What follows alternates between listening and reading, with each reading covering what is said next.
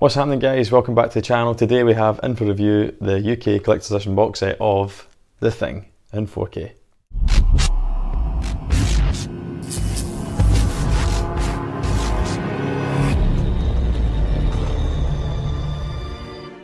So this is kind of part 2 of the Thing review really. I've already done the unboxing, so if you're interested in seeing what the collector's edition looks like inside and out, then hit the card up here. I'll put the link in the description as well, and you can check that out either now or whenever.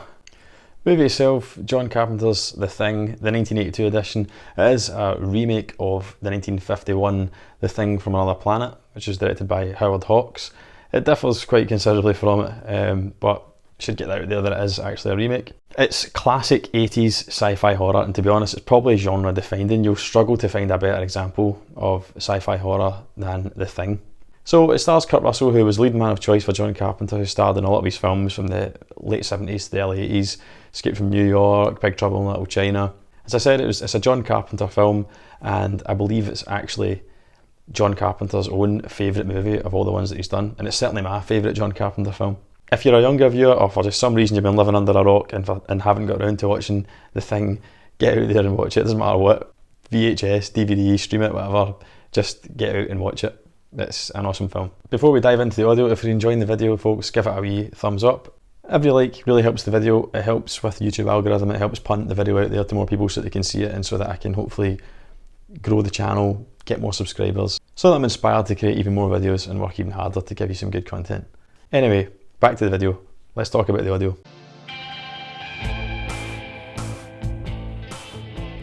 So first up's the audio, and right away I'll say that it's very, very dynamic for an older movie. Sometimes when we get these re-releases of old movies, they're kind of an upgrade to Atmos or DTSX in name only, because they're working with the old audio that was recorded, 30, 40 years ago, and there's only so much they can do with it. But I don't know what they've done. I'm not a sound engineer, but they seem to have done a very, very good upgrade with The Thing, and it is dynamic and closer to what you'd expect from a modern film. Right from the off, you can hear the rotor blades of the Norwegian helicopter in the overhead channels. The DTSX mix does well to position the noise of the chopper accurately across the soundstage with every flyby. Also, once the crazed Norwegian gets out of his helicopter and starts firing off his rifle, the gunshots have a satisfying punch, and they sound like they whip in front and behind of you from right to left, making you feel like you're standing outside the research centre yourself. As the movie progresses and everything starts to blow up on the bass response is good and engaging. Your subwoofer will get plenty to do as McCready and his gang survivors start blowing shit up. Then as Max starts throwing his sticks of dynamite around the facility, the mix handles the directionality of the throws well across the lower channels. So like when he strikes the primer on the dynamite, you hear that up front centre, as you should on screen through the centre channel, and then as he tosses it to the left, as he tosses it to your left, you hear the hiss of the fuse in the left channel, and then it pans over to your left surround. And somehow the DTSX, it seems to give the illusion that it's fallen as well, so it really does sound and feel as though McCready throws that stick of dynamite into the corner of your room. It's subtle, but you can definitely feel the object being moved dynamically across your soundstage. For an older film, like I said earlier, I was genuinely impressed with how the DTSX upmix was handled here, and it's definitely not just an upgrade in name only. So with regards to the audio, I was very impressed, and I couldn't really ask for more for an older film. It is an upgrade.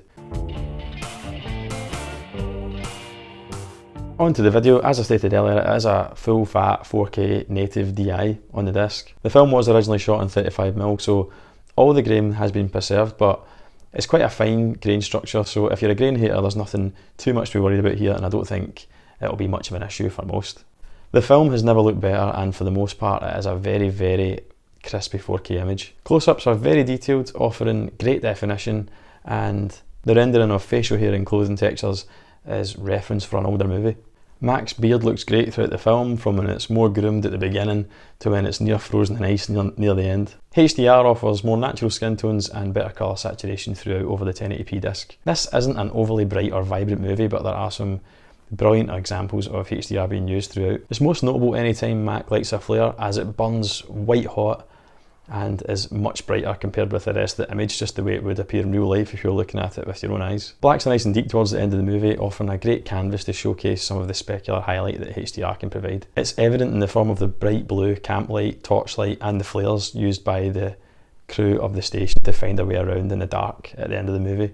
It looks super dynamic and at times looks like something you'd expect from a modern movie. Explosions are aplenty in this movie, especially towards its dramatic conclusion. On the 4K disc they are definitely more vibrant and have a more natural colour palette with accents of orange, whereas on the 1080p disc they can look whiter than white and a little bit blown out. So in summary, it's a very, very satisfying 4K transfer, and I think it's one that the fans will be pleased with because they have waited a while for this, and I can't see it really disappointing anyone.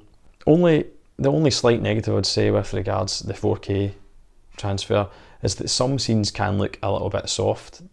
Not very often, but one in particular I remember is one of Child's near the end when he's within the station and he's looking out just after the scene in the couch where they test the blood, and that's just very, very noisy, very blurry, very soft. So it tells me it's maybe something to do with the negative as opposed to how they restored it, because it jumped straight to a scene after that, which I think it's one of Mac, which is what you'd expect from a 4K, really, really crisp. Every single hair in his beard's rendered beautifully. Absolutely no issue. So it tells me there's maybe just been some negatives that have been more challenging than others, or maybe even the way it was actually filmed is, you know, whatever the camera choice was. I'm not brilliant when it comes to that stuff, but might have been the reason that some scenes are soft. But for the most part, it's very, very 4K crispy and detailed, and it's what you'd expect. So that brings me on to the verdict for this release, and I'm pleased to say that certainly for the UK Collector's Edition, I can definitely give it a 5 out of 5. I think it's the 4K release that the fans have been waiting for. It's not going to disappoint anyone. It's a great 4K transfer. Yeah, there's no Dolby Vision or HDR10 Plus, but the HDR10 that's on the disc is mastered beautifully, and I don't think there'll be many complaints. It's dynamic for an older film, and that goes for the audio too. The DTS:X is definitely an upgrade. It's not just a notional one. You can definitely hear objects being moved around the soundstage, and I think that's always a winner when it comes to an older release. So yeah, can't fault it for audio and video. It's an absolutely brilliant film in itself. Like I said earlier, if you haven't seen it, make sure you do. It's a classic. It's one of the best sci-fi horrors out there, if not the best, so definitely pick it up. Collector's Edition cost me 40 quid, I think it's sold out, but you can get in the UK certainly, you can get the standard slipcase, which has the same artwork, the Matt Ferguson artwork in the UK, for £19.99, and I would say full price for that. Even if you have the Blu-ray, it's definitely worth it. If you're a fan of the thing, yeah, pay the £19.99, you're not going to be disappointed. The only note of caution that I will give with regards to the video quality of this is that if like me, you happen to own also the Arrow version, which had a brand new 4K restoration as well. I think it's probably the same one. It says here it's supervised by John Carpenter himself. It's probably the same one that they've used to come about this 4K release.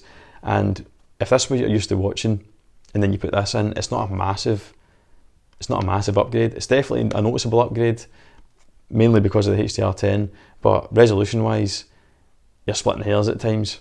But that's more a testament to how good this 1080p Blu-ray is using the 4K remastering. So if you've got that, and if you're going from that to that, it's maybe not going to be as amazing visually as you'd expect. But I've got that, and I still thought it was an upgrade, so that should give you a bit of confidence if you're in the same boat as me. So that wraps up my 4K disc review of The Thing. I really hope you've enjoyed it. I hope you find it useful, and I hope it's going to help you decide whether or not to pick it up. If you did enjoy the video, please hit that like button and let me know down in the comments if you picked up yourself. Do you have the collector's edition? Did you go for the standard slip? What do you think of it, of the movie in general, and do you think it's a good 4K release? Stick it down in the comments. It really helps promote the video itself and gets it out there to other like-minded people so we can grow the channel, so I really appreciate it. With regards to the channel, big push for me just now is to get to 100 subscribers. I'm currently sitting on, I think, 84 or something at the time of recording, so I'm not far away and I'm pretty confident I'm going to get there. My plan is when I hit 100 subscribers, I'll do my first ever live video, and my plan for that is to, as well as answering any questions from you guys, is to go through my entire Blu-ray and 4K Blu-ray collection. And I've got some nice steelbooks and collector's editions in there, so I've also got a couple of Blu-rays that I'm planning on giving away, as well as some digital codes. And so please subscribe, guys. If you've got any pals that are into this kind of thing or whatever, let them know, let your mates know, share it on social media. That would be really much appreciated from me. And let's try and get to 100 subscribers and more. Remember, you can follow me on Instagram, Facebook and Twitter, and just keep an eye out for the end card, which will have those handles there for you to follow. Just a final reminder, if you want to see inside the 4K collector's edition, get a good snoop at it. Remember, I have already done it in a previous video, so you can check it out here, or the link will be down in the description. Okay guys, thanks very much for watching. As always, take care, and I'll see you in the next video.